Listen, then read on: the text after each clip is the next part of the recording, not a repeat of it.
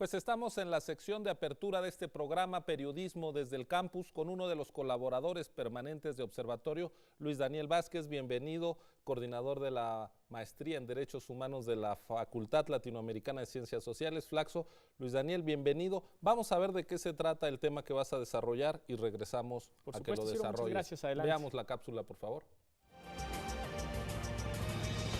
Desde el Campus.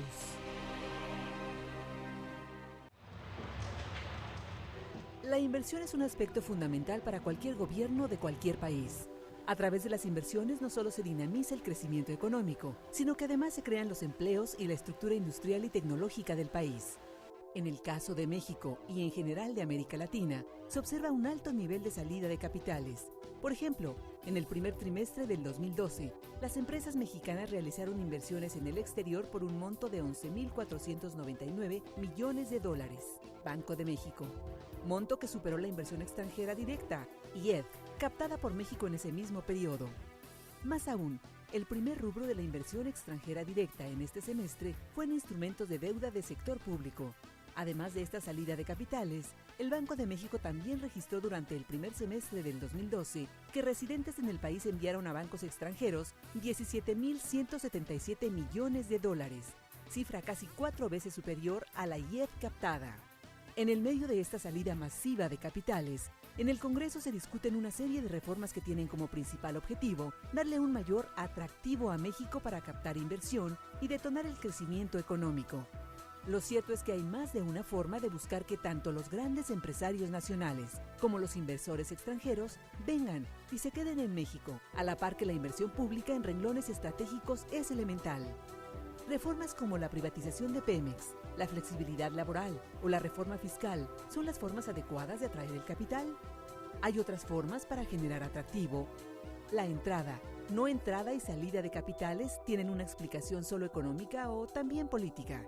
Estas son las preguntas que se ponen sobre la mesa en Periodismo desde el Campus.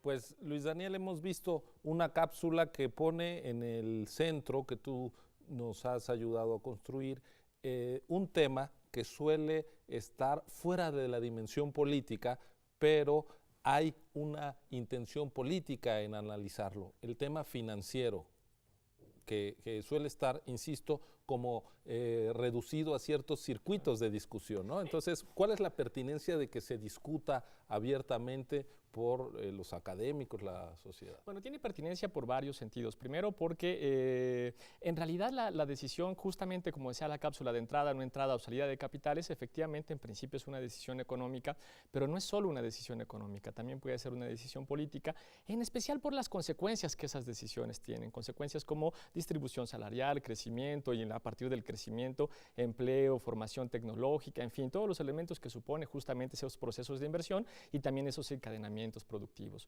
En ese sentido, los empresarios son jugadores políticos y jugadores políticos que tienen fuerte capacidad de influencia en la toma de decisiones de política económica, ¿no? Por ahí es que, por supuesto, se trata de decisiones no únicamente económicas, pero también, sino también políticas. Sin embargo, me interesó el tema por lo siguiente. Hace poco, hace unos días, vino Gabriel Palma, lo tuvimos ahí en la Flaxo, es un investigador economista, que es profesor en Cambridge. Y que además es especialista sobre todo en análisis comparado entre lo que está sucediendo en el este asiático y lo que sucede también en el caso de América Latina. Y había 3 cosas bien interesantes que nos mostraba Gabriel Palma, ¿no? La primera, por ejemplo, era que mientras entre 1950 y 1980, en esas 3 décadas, América Latina en general y México en particular tenían altas tasas de crecimiento, en el caso de México de alrededor del 6%, en las 3 décadas siguientes, 1980, 2000, más bien 2010, en realidad tuvimos un proceso de inversión, ya no logramos crecer a ese 6% en promedio, sino que tenemos crecimiento del 2.3% aproximadamente. Pero la cosa interesante es que sucedió exactamente lo contrario en varios países del este asiático, como Vietnam, por ejemplo, o incluso en otros países como la India, que durante las primeras 3 décadas crecían a 2.5, 3%, ahora tienen crecimientos muy fuertes del 7% y ni hablar de China, que llega incluso al 8%. No solo eso, sino que además nosotros tuvimos una fuerte apuesta por el sector exportador y esperábamos que ese sector exportador funcionara de palanca para el crecimiento económico. De hecho, nosotros tenemos altas tasas de crecimiento exportador, ¿no? Tenemos más o menos un crecimiento de alrededor del 9%, que es igual al grueso de los tigres del asiático, es igual a Malasia, a Tailandia, a Taiwán, en fin, a Singapur, a varios de esos países. Y sin embargo, de nuevo, nuestras tasas de crecimiento siguen siendo muy bajas en comparación con esos países. Mientras nuestra tasa de crecimiento, decía hace un rato, es más o menos del 2.3, 2.5% en promedio entre 1980 y el 2010, la tasa de crecimiento de esos países del sudeste asiático es mucho más alta, ¿no? Alcanza el 4, 5, incluso algunos de ellos. ¿Y cuál es el papel de de la inversión de corto plazo, de la salida de capitales en este proceso? Ahí es justamente donde está la clave. El problema no es únicamente el problema no es que no logramos atraer capitales, en realidad logramos atraer capitales. El problema es que no logramos hacer que permanezcan acá. Un dato bien interesante que daba Gabriel en sus varias charlas que tuvimos en su seminario que estuvimos trabajando, es que mientras en el sudeste asiático tienen tasas de ganancia de más o menos el 25% en ese mismo periodo, tienen tasas de reinversión de alrededor del 20%. Una buena parte del dinero que se crea en esos países se queda justamente allá. En América Latina no está sucediendo eso, ¿no? Mientras que tenemos tasas de ganancia todavía mucho más altas, que rondan el 40%, nosotros tenemos tasas de inversión o de reinversión de alrededor del 15%, mucho más bajas de lo que se tienen en el este asiático.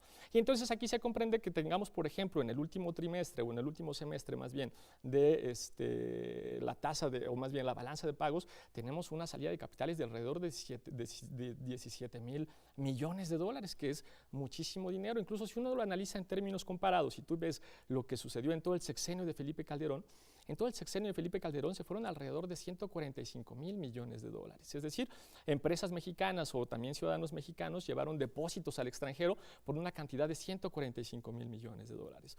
Si tú miras lo que sucedió en el sexenio inmediato anterior, en el sexenio de Fox, esa cantidad ronda alrededor de los 40,000 millones de dólares. Es bastante menos, tenemos un crecimiento de casi el 260% en la salida de capitales. Para que el público se dé más o menos una idea de lo que significa 145,000 millones de dólares, la deuda externa pública es de 69,000 millones de dólares, ¿no? Más del doble de dinero tenemos justamente en el extranjero. De tal manera que estamos viendo una serie de restricciones al crecimiento de la economía mexicana, a su capacidad de generar empleo, que conecto con la pregunta que te decía al principio, que te formulaba inicialmente. Este es un asunto, el de la discusión económica, que está lejos de la discusión democrática o política, claro, para ponerlo así, en claro, estos términos. Claro, totalmente. Y además el caso tal vez más grave es que mientras que nosotros, los ciudadanos, tú, yo, cualquiera de los televidentes que se encuentran en este momento viéndonos desde su casa, pues cada uno de nosotros tenemos un voto para ir cada determinado tiempo y efectivamente ponerlo en una urna para premiar o castigar a nuestros políticos. No tenemos un mecanismo semejante para controlar a nuestros empresarios.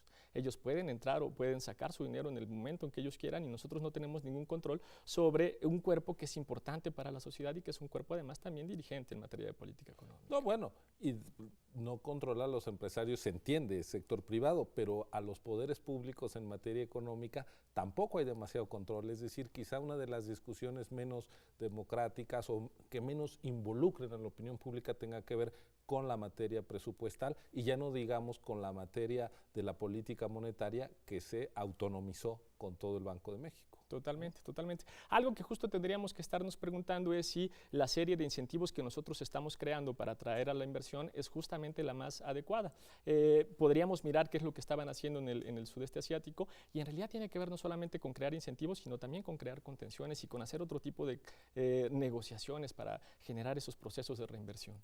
Pues Luis Daniel, has puesto en el centro que la estabilidad macroeconómica tiene sus asegúnes, claro, que no está todo resuelto y que efectivamente esta estabilidad nominal no se está traduciendo en crecimiento del producto del empleo y que hace falta una discusión pues más profunda, quizá menos ideológica del tema económico. Muy bien, pues muchísimas gracias por tu contribución como siempre en este espacio. Esto es Observatorio, volvemos en unos segundos a la conversación sobre transparencia y corrupción.